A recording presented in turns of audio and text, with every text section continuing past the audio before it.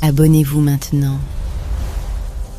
La confiance n'est pas un don que l'on jette au vent en espérant qu'il tombe sur une terre fertile.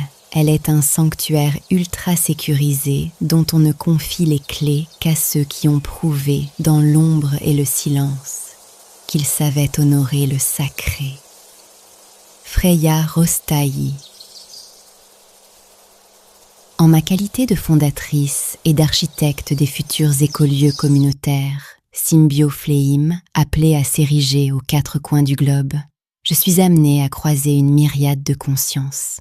La grande majorité de ces êtres franchissent nos portes pour s'abreuver, échanger et évoluer sur le chemin de l'intimité consciente. Mais parmi cette immensité, d'autres aspirent à gravir les marches de mon cercle restreint pour se tenir à mes côtés. Cette volonté de proximité est un honneur qui me touche profondément. Pourtant, l'élévation spirituelle n'efface pas les failles de la condition humaine. Depuis l'aube de mon enfance, et avec une intensité redoublée depuis mon engagement dans l'action humanitaire mondiale, je possède une particularité. Je suis un réceptacle. Les âmes se dénudent face à moi. Des inconnus comme des proches me confient spontanément leurs secrets les plus enfouis, leurs traumatismes les plus sombres, leurs inavouables vérités. C'est un cadeau d'une puissance inouïe. Si ma propre existence est d'une transparence absolue et que je n'ai rien à dissimuler, je me dois d'être pour les autres ce que la finance mondiale réserve aux ultra-riches. Je suis le Family Office de la psyché, un coffre-fort helvétique inviolable, une fiducie occulte où les secrets sont scellés sous une voûte d'acier. Pour préserver cette forteresse, je dois m'entourer exclusivement de joyaux rares, des humains d'une droiture inébranlable. Le drame de la sélection réside dans la nature même de nos interlocuteurs. Souvent, face à une figure d'autorité ou d'influence, l'humain ne vous montre pas qui il est, il vous montre ce qu'il pense que vous désirez voir. Ce mimétisme complaisant n'est pas toujours malveillant, il est dicté par des instincts archaïques. Ces masques rendent les interrogations directes totalement inutiles. Comment discerner la loyauté véritable lorsque les mots sont un théâtre d'illusions ? Pour éprouver la noblesse d'une âme, j'ai recours à une méthode d'une précision clinique, le distillat de l'information traçable. Le monde est un village. Des chalets ultra sécurisés et confidentiels de Gstaad aux rivages exclusifs de Saint-Barthélemy, des appartements terrasses inaccessibles surplombant Ginza aux retraites hivernales privées d'Aspen, la distance n'est qu'une illusion.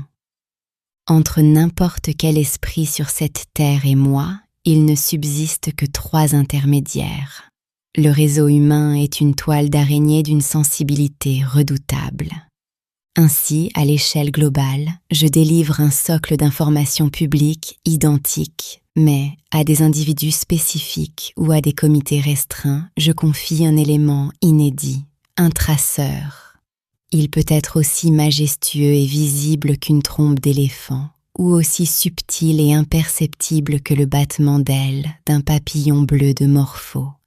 Dès l'instant précis où cette information spécifique me revient aux oreilles par la bouche d'une entité qui n'était pas censée la détenir, le couperet tombe. L'origine de la fuite est instantanément identifiée. La personne ou le groupe qui a laissé filtrer ce traceur perd immédiatement, irrévocablement et définitivement son accès à mon cercle de confiance. Ces âmes déchues ne sont ni détruites ni humiliées. Elles pourront toujours puiser dans nos bibliothèques éducatives et accéder aux couches publiques de nos écolieux. Mais la porte du sanctuaire intime se referme pour l'éternité. Jamais plus un secret ne sera confié. Certains esprits crieront à la manipulation. C'est une erreur de lecture fascinante.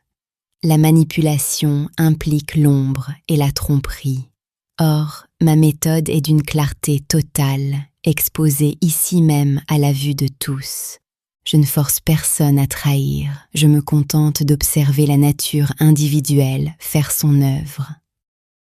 C'est une tragédie magnifique. Malgré la transparence des règles, la soif de commérage, l'ego ou la négligence l'emportent. La transgression s'opère spontanément.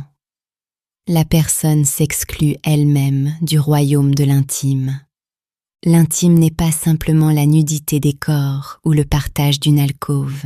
L'intime est l'architecture silencieuse où l'esprit se repose sans armure. C'est le sanctuaire où la honte n'a pas droit de cité. Entretenir l'intime demande une rigueur d'aristocrate. C'est une matière vivante, semblable à l'orchidée de Rothschild, l'or de Kinabalu, ou à l'épiphyllum oxypétalum, cette fleur de lune extrêmement précieuse, délicate et rare, qui exige des conditions de température, de lumière et de soins millimétrés pour éclore une seule nuit par an. Le moindre courant d'air d'une indiscrétion suffit à la flétrir à jamais. Comment protéger ce qui nous est confié? Pour se tenir à mes côtés dans l'édification de Symbiofléim, il ne suffit pas d'être passionné ou éloquent. Il faut être un temple inviolable. Je continuerai de semer mes traceurs, tel un orfèvre qui teste la pureté de l'or. À vous de prouver que vous êtes de la trempe des diamants, Freya Rostaï. Abonnez-vous maintenant, partagez, laissez un commentaire.